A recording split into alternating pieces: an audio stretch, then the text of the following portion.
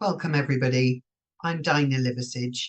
I'm a celebrant, and I'm also the Chief Training Officer for the Celebrant Coaching and Training Academy and a Master Coach.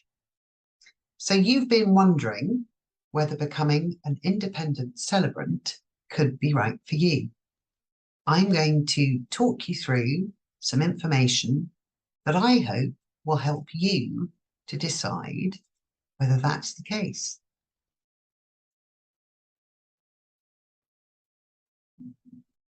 I have to say, of all the jobs I've done in my life, being a celebrant is one of the most rewarding, it's one of the most humbling, and it's one of the most privileged. These are four of the gorgeous couples I have worked with in the last few months. One of those, as you can see, is in Christmas jumpers, a winter vow renewal, including their gorgeous boys, to mark their 10th anniversary together. Two of these couples are having their celebration of weddings in very different places. One in a 12th century chapel in the Brecon Beacons area in Wales, and one in Hampshire in their parents' garden. And my goodness, what a beautiful garden. And then the couple in the top left corner were here where I live, in our little woodland garden. It's the same as the one in the picture behind me. And that was a vow renewal and hand fasting ceremony. I don't take photographs of myself at or preparing for end of life ceremonies because that does not feel appropriate to me. And all the couples included in any pictures I share have always given me their blessing to do so. So what does an independent celebrant do? We create and deliver ceremonies to mark significant life events. Some of those might be the beginning of life. Some of those might be end of life. But hopefully it's also everything in between too. It was really important to me to become an independent celebrant. You'll find there are also humanist celebrants in the UK, but humanist celebrants are not allowed and don't have any desire to include mixed faith aspects in their ceremonies. And to me, it felt very important that I could be totally inclusive in my work. I think our society excludes people quite enough already. And myself, I am married to my husband, John, who did not share the same religious faith as I did. We were brought up in totally different faiths. And so when we married, the only choice we had available, and we've been married over 30 years, but the only choice we had at the time was to go to a registrar for a simple registry office ceremony. And I believe as independent celebrants, being able to say we can honour and include both your faiths or a mixture of faiths or no faith is really important. We're non-judgmental. It is essential that you can show empathy. Yes, sympathy, but empathy. It's vitally important, and it goes hand in hand with compassion. And whilst you might think, well, those two would probably only apply to a funeral celebrant, you're going to need them to help couples who are preparing for weddings too. It can be an incredibly stressful time. You have to demonstrate the ability to listen, not just to respond, but instead to listen so that you can really hear what somebody is telling you. And sometimes you have to have those active listening skills where what you're doing is realizing it's almost as much what they don't tell you as what they do. And if you listen well and you show empathy, you will encourage your clients to be open with you because they feel safe with you. And as a result, you better serve them. You create better ceremonies. the ceremony they need. So when might a celebrant be getting a phone call? Well, marriage and civil partnerships are an interesting topic in much of the UK. With the exception of Scotland, at the time of making this video, a celebrant cannot perform a legal marriage ceremony. The ceremony a celebrant can carry out for you is a wedding ceremony or a relationship ceremony. It is not a legally recognised binding ceremony of marriage. And it's very important that celebrants tell their clients this and make them aware. Now, in Scotland, humanist celebrants already are licensed to perform legal marriages. And at the time of making this video, the Law Commission for England and Wales is reviewing the extremely outdated marriage laws that carry out so many restrictions in the UK. We are very, very hopeful that MPs will decide that the law does indeed need reforming in line with the recommendations of the committee. And we're very much hoping that they will understand that in addition to humanist celebrants, as they have in Scotland, it's vitally important that independent celebrants are licensed to allow legal marriages of couples throughout the rest of the UK. If you take a peek at how many, take a Google search or a search online, how many weddings were performed by celebrants in the UK last year, we're running into the tens of thousands. So couples want a celebrant wedding because we can provide so much choice, and because what we do is completely and absolutely bespoke. There are no templates. You don't get 10 weddings, pick the one you want. We write every ceremony totally uniquely for every couple we work with.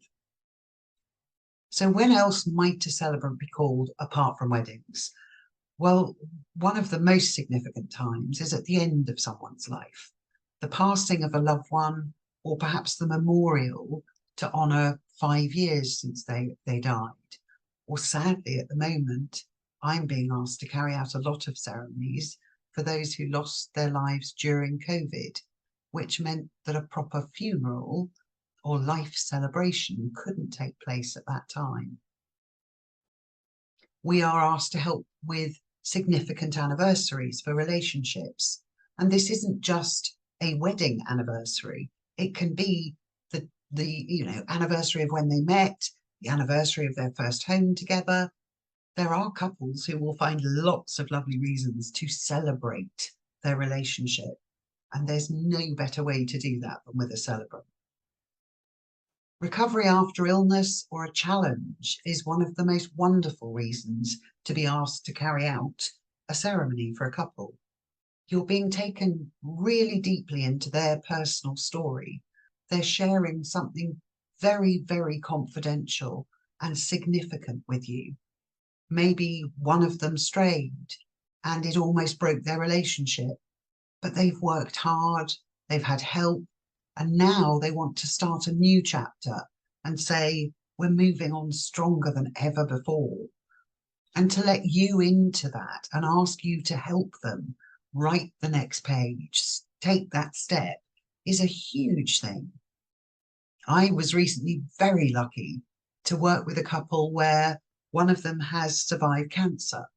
She was given a terrible prognosis, but with the help of her wife, the two of them have come through 6 years of absolute hell. And they've come through because of their love and because of their support and belief in each other. So we wrote a glorious gratitude ceremony for them, where they talked about how grateful they were for each other's love and care, and also grateful for the future they have together that they really, really thought had been taken from them. pretty special being a celebrant. You're probably noticing I love what I do. New family members is another great reason to have a celebrant, and this can be a very simple naming ceremony. Many families don't want to go for a traditional faith-based naming, but they still want that ritual, that welcome to my tribe of our young offspring. Let's announce you to our loved ones and those who will be part of your development and future as you grow. And so to do that through a naming ceremony could be beautiful.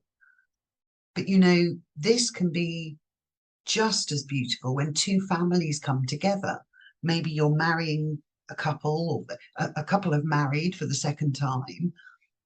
You've done a wedding celebration for them. And now you want to say, this is not just about two people, though, is it? This is about two families becoming one. And so you can do a uniting ceremony for all of the members of that family. The blessing of being able to offer couples and individuals ceremonies that acknowledge their gender preferences is so important. I've been working recently with somebody who's just received her driving license in her new name after many, many years of work and unbelievable effort and heartbreak. And now 2 years going through gender reassignment surgery. And she gets her driving license in her new name. That is something to celebrate. And we wrote a naming ceremony as an almost rebirth, something that it was a huge privilege to be able to do as a celebrant. Moving to a new home can be a really wonderful reason to come and say, let's talk about our future, our hopes and dreams for what we hope our family will have in this new home. And of course, many, many of us, huge proportion of the population in this country, work for ourselves. And any entrepreneur or solopreneur will tell you, running a business is hard sometimes. And so we want to celebrate when we're doing well. And having a ceremony to say, not always just to you, but to your team or your family who've supported you to grow that business, look at what we've achieved. Let's celebrate our 5-year anniversary as a business, is a just fabulous reason to call in a celebrant. And what kinds of ceremonies could we create for these people? Well, we've touched on it, but it's weddings, vow renewals, funerals, life celebrations, memorials. You know what? The great news is that as an independent celebrant, if somebody says to you, does a ceremony exist for this? Your answer can be, well, once we finish working together, there will be. Because you really can be as creative as you can imagine. There are no limits, as long as you're keeping it legal, to what you can create for somebody, and working with them as their celebrant, guiding them, helping them form that vision in their head. Oh, it's just glorious. It's a fabulous job. So a bit of a kind of grounding moment for you here. If you're thinking, this is my chance to stand and deliver wonderful eulogies and make people weep at weddings and talk about how fabulous I was, this is not the job for you. You are not going to be the one in the spotlight. If that's what you're looking for, you're looking at the wrong thing, because this is about standing next to others while they have their moment in the spotlight. Sometimes it's a joyous, glorious diva moment. And sometimes they'd rather be standing anywhere else. If you're ready to be the person standing next to that person, this is absolutely the role for you.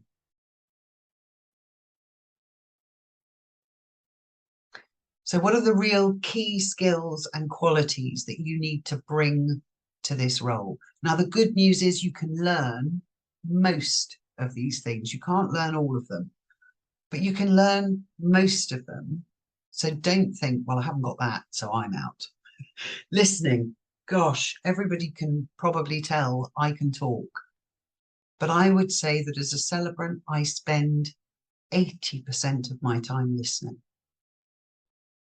And active listening, being really present, turning off all those distractions and being focused on the person or people that this is all about. I mentioned before how important empathy and compassion are.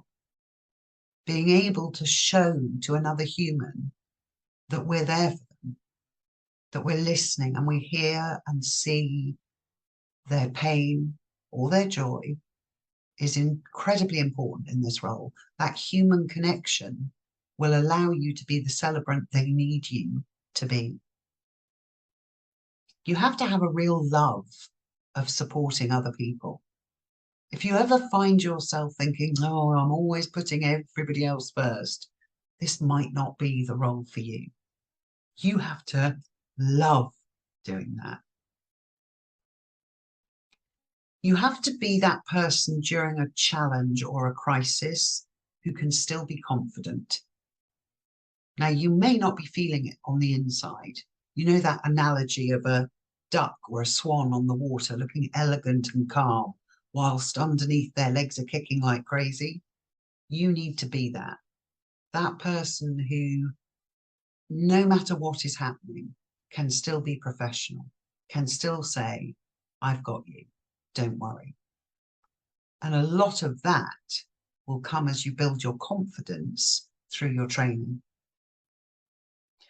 You've got to be good at diary management and project management, because it is never okay to be late for a meeting with a client.